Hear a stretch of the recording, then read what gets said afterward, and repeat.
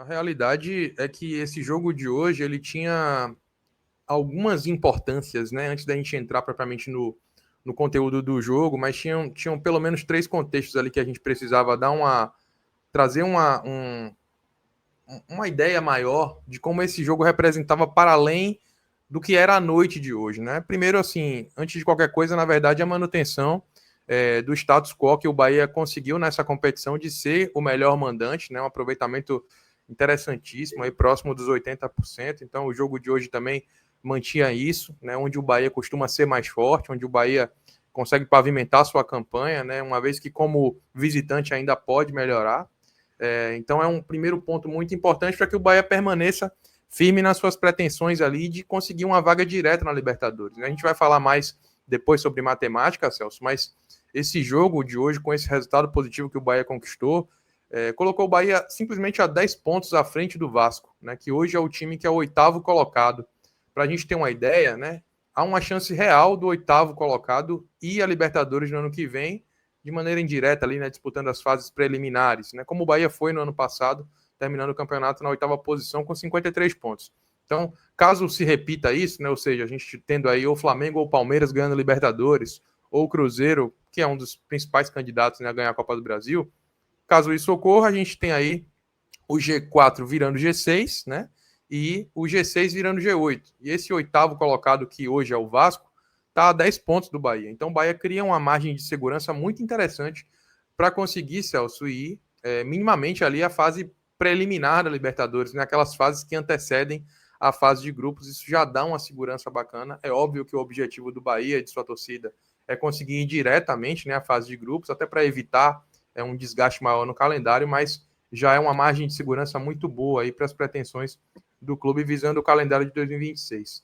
É também, Celso, um jogo que fez com que o Bahia, esse Bahia, como você falou, que era um Bahia hipotético, era hipotético não somente na questão do jogo a menos, mas era também hipotético no aspecto de ser um time que tinha conquistado o recorde da sua pontuação nos pontos corridos, mas considerando jogos do segundo turno, né? Então agora, pela primeira vez, de maneira clara e oficial, o Bahia atingiu o seu recorde de pontuação no primeiro turno, considerando apenas jogos realizados pela fase de ida do Brasileirão, por assim dizer, né? Então, o Bahia que tinha um recorde aí de 2019, de 2024 com 31 pontos, com o triunfo de hoje chegou a 33 pontos, considerando apenas jogos do primeiro turno, né? A gente sabe que o Bahia chegou a 49 pontos com esse jogo de hoje, mas considerando somente aí os jogos da fase de ida do Brasileirão, né, do turno, o Bahia chega a 33 pontos, o que é um recorde histórico que coloca aí, que posiciona o Bahia no patamar que a gente já estava tratando aí para fins práticos, né, considerando os 19 primeiros jogos que o Bahia disputou no Brasileirão. Até porque daqui a menos de 20 dias o Bahia vai enfrentar esse mesmo Internacional, dessa vez pelo retorno. E por fim, Celso, até para fazer já uma transição com o jogo, jogos contra o Internacional são sempre muito difíceis. O Bahia, ele simplesmente não tem vantagem nenhuma sobre o Internacional, considerando qualquer cenário de confronto. O Bahia não vence mais jogos que o Inter lá no Beira-Rio, não vence mais jogos que o Inter aqui em Salvador, não vence mais que o Inter no Brasileirão, considerando qualquer expectativa. É óbvio que uma das maiores conquistas do Bahia ao longo de sua história é contra o Internacional, né, que é o Brasileirão de 88, mas o Inter costuma ser um adversário... um pacto, viu? Foi feito um pacto aí. Ali foi feito um pacto para ganhar, porque, como eu estou dizendo, assim, o cenário é bem difícil, então, considerando qualquer perspectiva, o Inter é sempre um adversário muito chato. Para você ter uma ideia, Celso, hoje foi o 22º jogo da história entre Bahia e Inter aqui no Brasileirão na Fonte Nova, e o Bahia só ganhou 5. Essa foi a 5ª vitória do Bahia, né, jogando contra o Internacional. É sempre um adversário muito indigesto. Inclusive, no ano passado, o jogo foi 1-1, o Bahia abriu o placar e depois acabou tomando o gol de Borré. Borré que hoje estava em campo. Então, esse triunfo de hoje, esse resultado positivo, ele é muito importante por esses fatores que eu acabei de mencionar, Celso. Quebra essa escrita negativa de ser um adversário que sempre vem de cara suas derrotas, porque hoje o Bahia conseguiu fazer um jogo até relativamente tranquilo diante das circunstâncias. Muito bem. Meu caro Ravel, eu vou pedir para a gente esgotar aqui esse assunto matemática, porque acho que você trouxe aspectos muito importantes também, trouxe aspectos relevantes. como, por exemplo, o recorde de pontuação do Bahia das partidas de ida, das partidas ali do primeiro turno do Campeonato Brasileiro. Isso, Ravel, resultado, a gente sabe, não da sorte de você conseguir montar um elenco vencedor com apostas com jogadores que representariam ali um risco um pouco maior, mas que por alinhamento ali dos astros deu tudo certo. E todos os jogadores que o Bahia contratou ali de forma arriscada funcionaram, aquele time que encaixou como uma luva, que precisou subir um menino da base, que acabou sendo um pilar. Não é disso que a gente está falando. A gente está falando de uma construção que a gente acompanhou passo a passo, inclusive compartilhando até da impaciência do torcedor do Bahia, né, naquela primeira temporada, com aquele perfil de treinador, com aquele perfil de jogadores, torcedor do Bahia esperando ver aquela sustância que a SAF do Grupo City prometia trazer desde o princípio, né, e sendo alimentado, né, sendo saciado aos poucos, em pequenas doses, né? Em doses, diria, para ser mais preciso, não pequenas, mas doses ali regulares, doses um pouco mais comedidas. E hoje a gente vê esse resultado, né, de o Bahia estar completamente consolidado. Bahia que estava, né, que vive ainda esse cenário de nunca ter terminado na parte de cima da tabela do Campeonato Brasileiro. Hoje, Ravel, eu diria que tem plenas condições de a gente afirmar, mesmo com a cautela que o nosso ofício nos obriga a ter, afirmar que o Bahia está brigando por algo maior.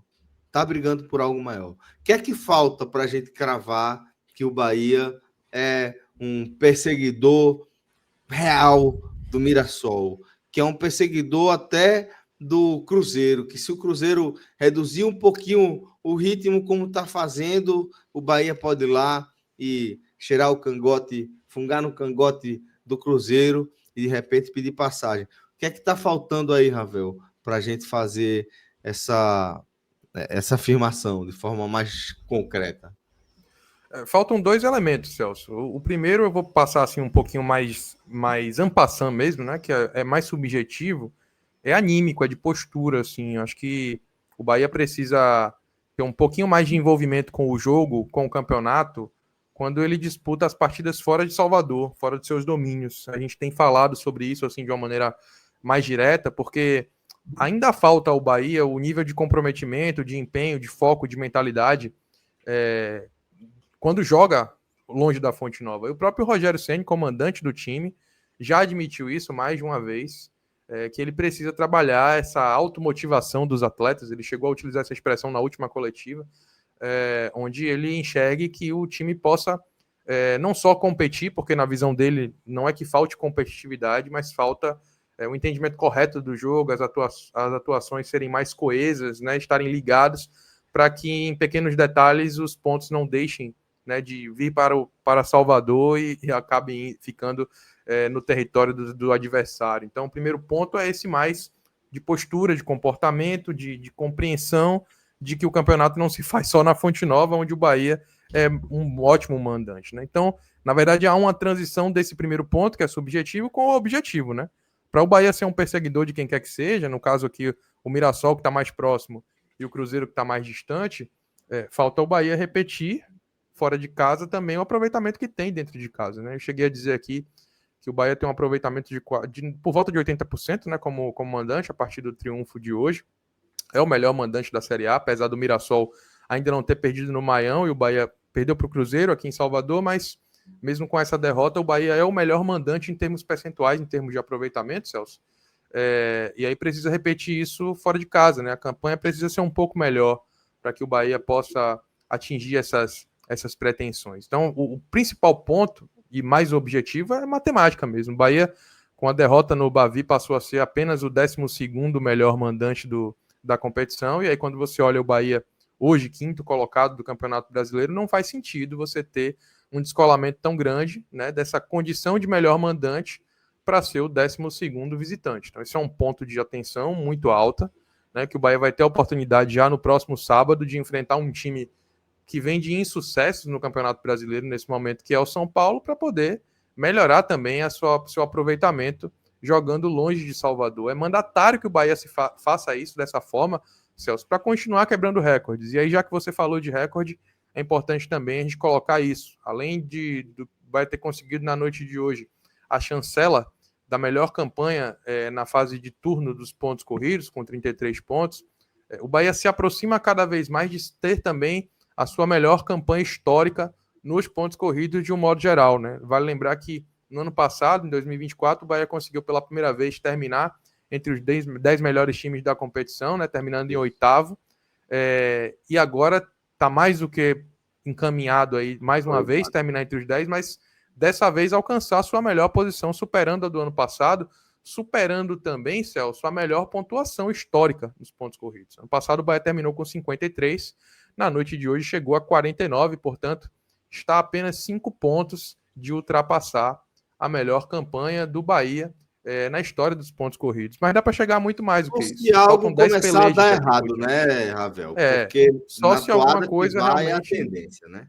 Isso, exatamente. Só se alguma coisa realmente descarrilhar, né? Só que não indica-se isso, na verdade, né? O Bahia conseguiu agora voltar a contar com alguns de seus principais reforços, né? Teve a volta do Eric hoje, depois de 4, 5 meses distante, né? Não jogava.